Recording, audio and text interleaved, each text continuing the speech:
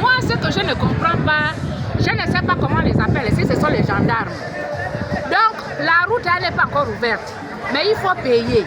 Quand on vient là-bas, nous demande, je ne sais pas, les papiers ou je ne sais pas quoi, juste pour nous escroquer. C'est 10 000 quand on passe. On paye, on appelle ça comment?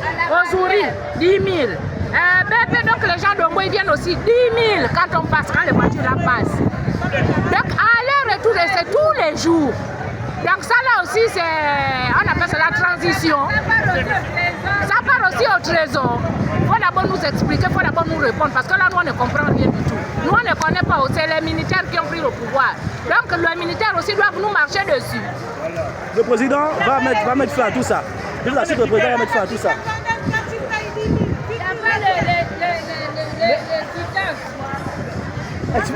Mais... le papier. Je ne sais pas au tribunal, on va dire qu'il y a la raison, voilà la raison pourquoi vous payez à la barrière. C'est quand la route n'était pas encore ouverte, on faisait payer les voitures. Maintenant, la voiture, mais vous avez regardé le président de la République quand il était à Makoko, il avait demandé aux militaires gabonais d'arrêter justement de prendre de l'argent parce que c'est ça qui fait que les denrées alimentaires coûtent cher sur le marché. Ils ne comprennent pas, ils sont toujours là pour être comme pour les corrompus. Tous les jours. Les voitures souffrent. L'aller, 10 000, le retour, 10 000. Tout le monde. Est-ce que c'est Auditi qui a envoyé ça? L'argent là part au trésor ou bien les barrières tous les jours, nous tes jours. C'est 10 000. Il n'y a même pas de papier. On ne les donne pas.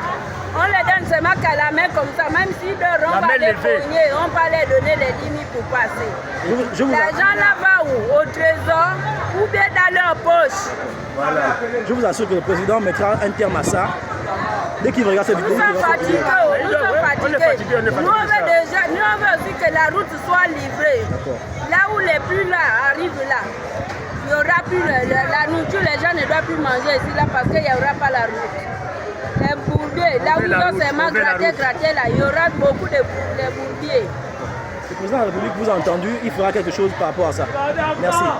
Oui, c'est normal, effectivement, on attend ça. Voilà, la route, et puis ça soit fait.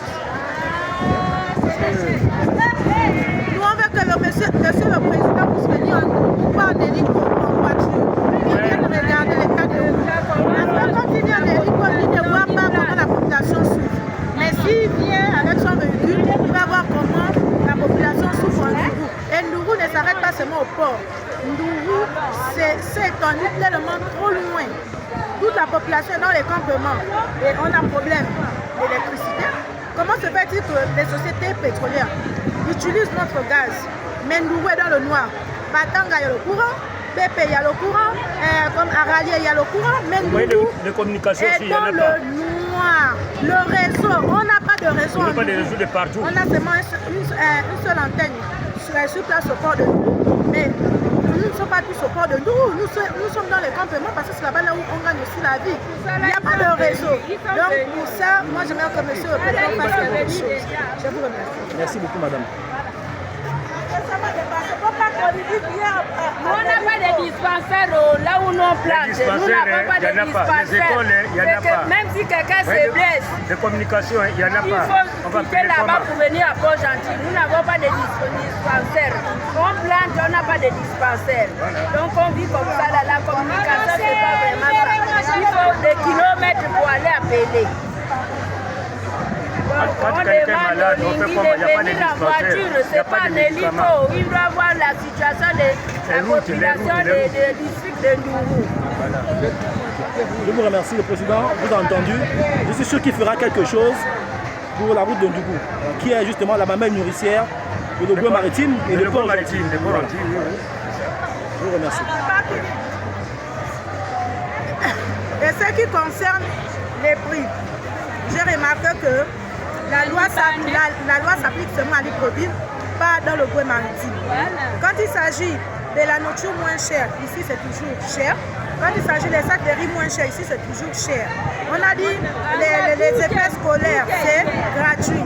Mais on paye toujours. On a parlé des écoles conventionnées et des écoles qui ne sont pas conventionnées. Bon, moi, ma question, est-ce que c'est normal qu'on privilège une catégorie de personnes Donc ça veut dire, si même les gens qui sont bien placés, ils peuvent tomber, ils peuvent être au chômage, qui ne peuvent plus mettre les enfants dans une école payante. Bon, s'ils peuvent aussi alléger aussi dans les écoles payantes aussi, donner les livres gratuits. C'est très important, ça va aider toute la population. Tu as vu, non? Parce que quand les enfants sont dans les établissements, comment on appelle ça, publics, parfois on ne leur suit pas. Il n'y a pas le suivi de beaucoup d'élèves dans une salle de classe. Il n'y a pas vraiment l'enseignement. Donc les personnes sont obligées d'enlever les enfants là-bas pour aller mettre au privé, pour que les enfants puissent bien suivre. Mais alors, moi j'aimerais que M. le Président fasse quelque chose. Donc c'est qu'il puisse donner, je veux que M. le Président puisse donner tous les établissements les livres. Parce qu'au temps d'avant, c'était comme ça. Nous, on partait à l'école. Donc ça veut dire que le président donne les livres.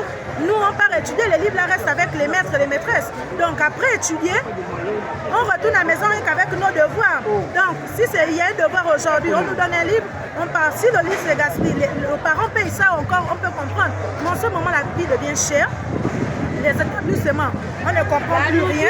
La nourriture, ça nous dépasse. Les jeunes filles comme nous sommes obligés d'aller planter parce que pour trouver le travail, c'est compliqué. Très très difficile. Même si tu as le bac, tu ne peux pas travailler. Donc, moi, j'aimerais que M. le Président puisse se porter sur Port-Gentil, avoir un regard dans Port-Gentil parce que Port-Gentil, c'est vraiment je peux dire le désordre total. Quand on dit tout moins cher, c'est toujours cher. Rien n'est diminué. Les prix ont toujours augmenté. Donc les Libanais, les Maliens, c'est trop. Donc Monsieur le Président, veuillez regarder la vie chère. Et sur les tarifs aussi, ça nous dépasse. Hein? Les voyages, les prix ont triplé. Est-ce que c'est normal? Donc la loi, c'est pas seulement à Libreville et à Port-Gentil, la loi ne s'applique pas.